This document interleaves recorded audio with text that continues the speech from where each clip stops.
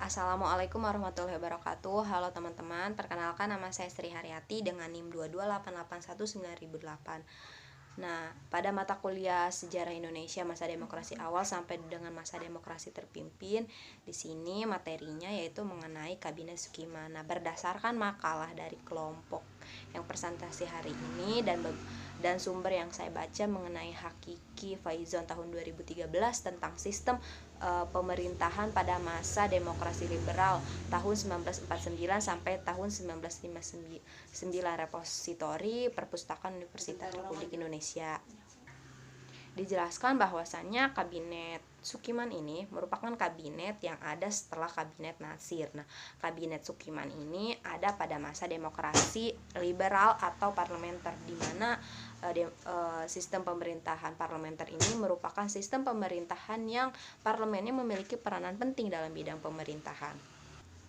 Seperti halnya dengan Kabinet Natsir, Kabinet Sukiman ini memiliki beberapa program kerja. Di antaranya yang pertama ini memperhatikan usaha dan memajukan perusahaan kecil, dan yang kedua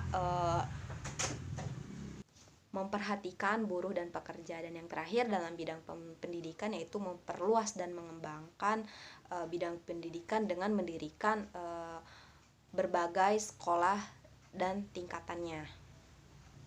Seiring dengan perkembangannya, Kabinet Sukiman ini tidak lancar begitu saja dalam melaksanakan tugasnya, akan tetapi mengalami hambatan, sehingga hambatan ini membuat Kabinet Sukiman ini harus mengakibatkan Kabinet Sukiman ini jatuh pada tahun 1952. Salah satu halnya yang menyebabkan jatuhnya Kabinet Natsir ini adalah kegagalan dalam pertukaran nota antara Menlu Indonesia dengan Duta Besar Amerika Serikat. Lalu ada beberapa hambatan juga dalam proses perjalanan Kabinet Sukiman ini. Yang pertama ini ada krisis moral, yang mana di dalam kubu pemerintahannya ini banyak sekali terjadi korupsi, yang mana korupsi ini dilakukan oleh kalangan pemerintahan kala itu. Dan yang kedua ini ada hubungan yang tidak harmonis antara bidang militer dengan Kabinet Sukiman, karena bidang militer ini menilai bahwa Kabinet Sukiman ini sangat lambat dalam pekerjaannya.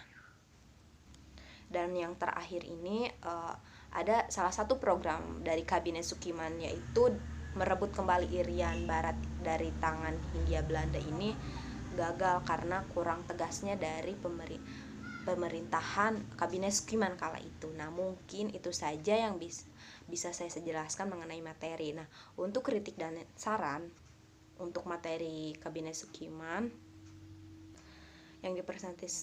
yang dibuat oleh kelompok 2, yang pertama kritik dari saya, dari segi materi ini cukup detail, dan untuk kritiknya ada beberapa ada kata di situ yang menyebutkan bahwa kalangan militer ini melihat Kabinet Sukiman ini sangat lambat dalam bekerja dan tidak becus. Nah, kata tidak becus ini alangkah baiknya diganti dengan kata yang lebih baik gitu dari tidak becus, karena akan menimbulkan paham negatif bagi pembaca gitu kan.